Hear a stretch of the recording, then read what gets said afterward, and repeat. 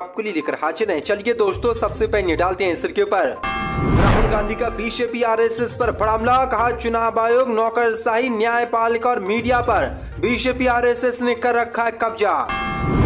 मुसलमानों को लेकर प्रधानमंत्री मोदी ने बीजेपी नेताओं को लगाई फटकार। कहा मुसलमानों के खिलाफ ना दे बीजेपी के नेता गलत बयान। ट्रेन में मुस्लिम युवक की पिटाई पर शपथ, सांसद शफीकुर रहमान बर्क का बड़ा बयान। कहा मुसलमानों में इतनी भी हिम्मत नहीं रही कि वो बदला ले सकें। अशुद्दीन ओवैसी का बड़ा बयान। कहा इस्लाम ने दिया भारत को लोकतंत्र, आरएसएस को झटका। चुनाव आयोग 19 जनवरी तक कर सकता है नागालैंड, त्रिपुरा, मेघालय में विधानसभा चुनावों की तारीखों का ऐलान। आरएसएस समेत मोदी को लगा ऑस्ट्रेलिया से जोरदार झटका। ऑस्ट्रेलिया में एक और हिंदू मंदिर पर हमला। खालिस्तानी समर्थकों ने की तोड़फोड़, लगाए भारत मुर्दाबाद के नारे। केजरीवाल ने मोदी सरकार समेत उपराज्यपाल पर बोला तीखा हमला। कहा लोगों ने मुझे मुख्यमंत्री बनाया, उपराज्यपाल कौन है, भगवान ने चाहा तो केंद्र में होगी आप सरकार। तो दोस्तों, सभी खबरों को एक एक कर विस्तार से आपको बताने वाले हैं। वीडियो को दिल से लाइक कर चैनल को सब्सक्राइब जरूर कर लें। इसी के साथ पहली फड़ी की मंडल के शामिल राहुल गांधी का बीजेपी आरएसएस पर जोरदार हमला। कहा संस्थान, मीडिया, चुनाव आयोग और न्यायपालिका पर बीजेपी आरएसएस ने कर रखा है कब्जा। चौंसा पदें। पंजाब के होशियारपुर में प्रेस कॉन्फ्रेंस को संबोधित करते हुए राहुल गांधी ने आज बीजेपी आरएसएस पर बड़ा हमला बोला है। राहुल गांधी ने कहा कि हिंदुस्तान के सारे संस्थानों को आरएसएस और बीजेपी ने अपने कंट्रोल में कर रखा है। यही नहीं, उन्होंने मीडिया, चुनाव आयोग और न्यायपालिका को भी अपने कब्जे में रखा है। ये लड़ाई सिर्फ राजनीतिक दलों के बीच की लड़ाई है। राहुल गांधी ने कहा कि सामान्य लोकतांत्रिक प्रक्रिया हिंदुस्तान में अब नहीं रह गई है। इतना ही नहीं, राहुल गांधी ने भारत जोड़ो यात्रा के दौरान कहा कि मैं आरएसएस के दफ्तर कभी नहीं जा सकता, उसके लिए आपको मेरा सिर काटना पड़ेगा। राहुल गांधी ने कहा कि देश में अमीर और अमीर होता जा रहा है, जबकि गरीब और गरीब होता जा रहा है। देश के 1% लोगों के पास देश की 40% संपत्ति है। उन्होंने कहा कि देश में 21 लोगों के पास उतना धन है जितना 70 करोड़ लोगों के पास है। जो बड़ा हमला राहुल गांधी ने आज बीजेपी आरएसएस पर बोला है। इसी के साथ पढ़ी मन कैलकुलेशन, प्रधानमंत्री मोदी ने मुसलमानों को लेकर बीजेपी नेताओं को लगाई फटकार। कहा मुसलमानों के खिलाफ ना दे बेवजह बयान। चौंसा पदें। बीजेपी की राष्ट्रीय कार्यकारिणी की बैठक खत्म हो गई है। इसमें समापन भाषण पीएम मोदी ने दिया। पीएम मोदी ने बीजेपी कार्यकर्ताओं को खूब मेहनत करने के लिए कहा और ये नसीहत भी दी कि बेवजह मुसलमानों के खिलाफ बयानबाजी से बचें। पीएम मोदी ने कहा कि बीजेपी मुसलमानों के बीच जाए और प्रोफेशनल मुसलमानों तक अपनी बात को ठीक से पहुंचाए। इसके अलावा बीजेपी के लोग मुस्लिम समाज के बारे में गलत बयान देने से बचें। पीएम मोदी ने यह भी कहा कि बीजेपी कार्यकर्ता पसमानदा मुस्लिमों के बीच पहुंचे। जो बड़ी अपडेट निकल के सामने, जमकर फटकार बीजेपी नेताओं को आज लगाई है, क्योंकि लगातार बीजेपी के नेता मुसलमानों को लेकर जहर उगलने वाले बयान देते हैं। इसी के साथ पड़ी की मंडल के सामने अशुद्दीन ओवैसी का बड़ा बयान। कहा इस्लाम ने दिया भारत को लोकतंत्र। चौंसा पदें।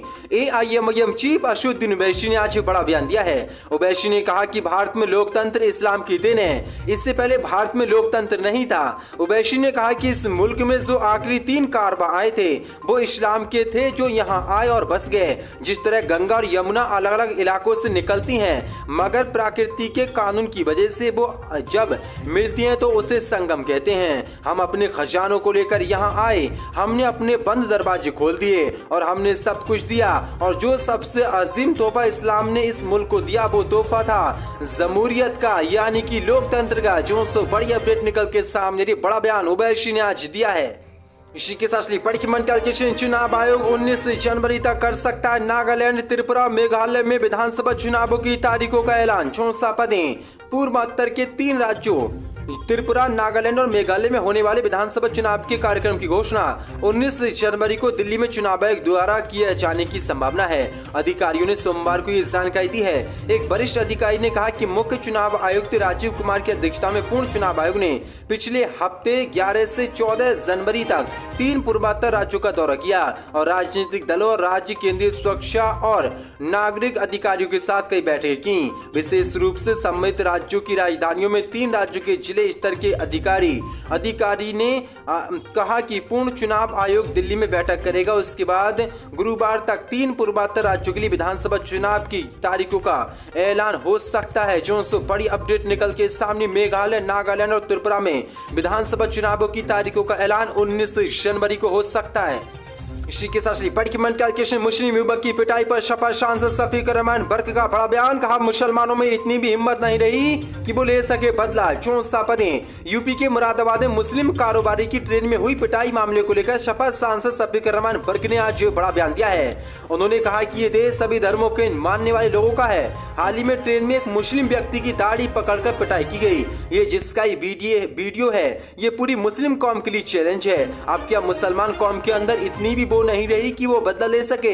सपा सांसद ने कहा कि हम मोदी जी से पूछना चाहते हैं कि इस तरीके से जो लोग गैर इंसानी सलूक कर रहे हैं और मुसलमानों के साथ जुल्म और ज्यादती हो रही है। अभी ह्यूमन राइट में की रिपोर्ट आई है कि मुसलमानों के साथ इस तरह का सलूक किया जा रहा है। मैं मोदी जी से पूछना चाहता हूं कि आखिर हम यहाँ ऐसे किस तरह जिंदगी गुजारे। हमें कोई तरीका बताइए जो हमारे साथ ऐसा सलूक हो रहा है वो ना हो। सपा सांसद ने कहा कि बीजेपी और आरएसएस की जिम्मेदारी है, यहाँ पर सबको इज्जत से जीने का हक हासिल है। अगर उसके साथ इस तरह का सलूक किया जाएगा, जबरदस्ती जय श्री राम के नारे लगवाए जाएंगे तो ये देश किस तरह से चलेगा। देश के टुकड़े तो आप खुद कर रहे हैं, आप देश को बांटने की कोशिश कर रहे हैं। उन्होंने कहा कि जब एक मुस्लिम शख्स के साथ ये हो रहा है तो समझो सारी मुस्लिम कौम के साथ क्या हो रहा है। ये एक मुसलमानों के लिए चैलेंज है। जो आपको बता दें, पिछले दिनों मुरादाबाद के कारोबारी की ट्रेन में मारपीट का एक वीडियो वायरल हुआ था जिसमें लगातार हिंदूवादी लोग उनसे जय श्री राम के नारे लगवाने की बात कर रहे थे। इसी पर आज सपा सांसद ने यह बड़ा बयान दिया है। इसी के साथ बड़ी मंडल जश्न आरएसएस बीजेपी को लगा बड़ा झटका। ऑस्ट्रेलिया में एक और हिंदू मंदिर पर हमला, खालिस्तानी समर्थकों ने की जमकर तोड़फोड़। 64 पदें। ऑस्ट्रेलिया से आज मोदी समेत आरएसएस को बड़ा झटका लगाया। दरअसल आपको बता दें, ऑस्ट्रेलिया के एक और हिंदू मंदिर पर हमला किया गया है जिससे भारतीय मूल के समुदाय के लोग सदमे में हैं। मंगलवार को एक मीडिया रिपोर्ट में यह जानकारी दी गई है। ऑस्ट्रेलिया टुडे की रिपोर्ट के अनुसार मिल पार्क में BAPS स्वामी नारायण मंदिर को भारत विरोधी समर्थक द्वारा तोड़े जाने के कुछ ही दिनों बाद विक्टोरिया के कैरम डाउन्स में ऐतिहासिक श्री शिव विष्णु मंदिर की तोड़फोड़ घटना सामने आई है। भक्त उषा सेतनीनाथ ने द ऑस्ट्रेलिया टुडे को बताया कि मैं प्रीमियर डैम एंड्रयूज और विक्टोरिया पुलिस से इन गुंडों के खिलाफ सख्त कार्रवाई करने का आग्रह करती हूं जो विक्टोरिया हिंदू समुदाय को डराने की कोशिश कर रहे हैं। उन्होंने कहा कि अन्य भक्तों के साथ जब सोमवार को मंदिर में मैं गई तो पोगल उत्सव मनाने के लिए आई तो उन्होंने मंदिर में भारत विरोधी दृश्य देखे और यहाँ पर तोड़फोड़ शुरू की। लेकिन बड़ी अपडेट निकल के सामने रही, जो मुस्लिम भारत का सबसे विरोधी संगठन है खालिस्तानी, उसने यहाँ पर तोड़फोड़ करवाई है जिसके बाद भारत को जोरदार झटका लगाया गया है। दरअसल यहाँ पर मंदिर की दीवारों पर हिंदुस्तान मुर्दाबाद समेत भारत विरोधी नारे भी लिखे गए थे और सिखों के लिए खालिस्तान के निर्माण के समर्थन भारतीय आतंकवादी जर्नैल सिंह को एक शहीद के रूप में सराहा गया था। जो बड़ी अपडेट निकल के सामने तगड़ा झटका बीजेपी आरएसएस को ये ऑस्ट्रेलिया से लगाया। खालिस्तानी समर्थकों ने एक और मंदिर में तोड़फोड़। इसी के साथ बड़ी मंडल केजरीवाल का उपराज्यपाल पर तीखा हमला। कहा लोगों ने मुझे मुख्यमंत्री बनाया, उपराज्यपाल कौन है, भगवान ने चाहा तो केंद्र में होगी आप सरकार। जो पदें। दिल्ली स्कूली शिक्षकों को ट्रेनिंग देने के लिए फिनलैंड भेजने के प्रस्ताव को उपराज्यपाल द्वारा खारिज किए जाने के बाद आप सरकार ने विधानसभा में जमकर भड़ास निकाली। इस दौरान सीएम केजरीवाल ने मंगलवार को विधानसभा में इस मुद्दे को लेकर मोदी सरकार और उपराज्यपाल विनय सक्सेना पर जमकर निशाना साधा। विधानसभा में केजरीवाल ने कहा कि समय बड़ा बलवान है, संसार में कुछ भी स्थायी नहीं है। अगर कोई सोचता है कि वह हमेशा सत्ता में रहेगा तो ऐसा नहीं होने वाला है। आज हम दिल्ली में सत्ता में हैं और भाजपा केंद्र में सत्ता में, कल ऐसा हो सकता है कि हम केंद्र में सत्ता में हों।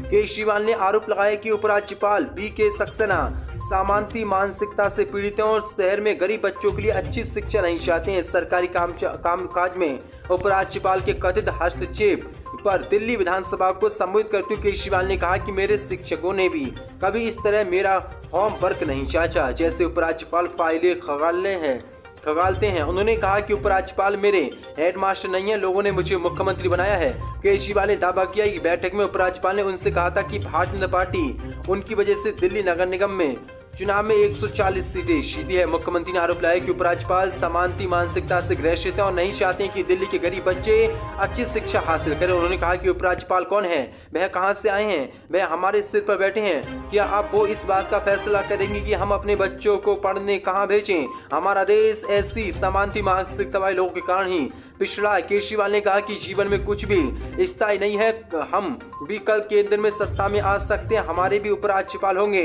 हमारी सरकार जनता को परेशान नहीं करेगी। उन्होंने कहा कि उपराज्यपाल के पास खुद फैसले करने का अधिकार नहीं है, क्योंकि जनता ने मुझे मुख्यमंत्री दिल्ली का बनाया है और मुख्यमंत्री बनाया है, तो ये उपराज्यपाल कौन होते हैं? जो बड़ा हमला बीजेपी समेत उपराज्यपाल बीके सक्सेना पर आम आदमी पार्टी के संस्थापक दिल्ली के सीएम केजरीवाल ने बोला है।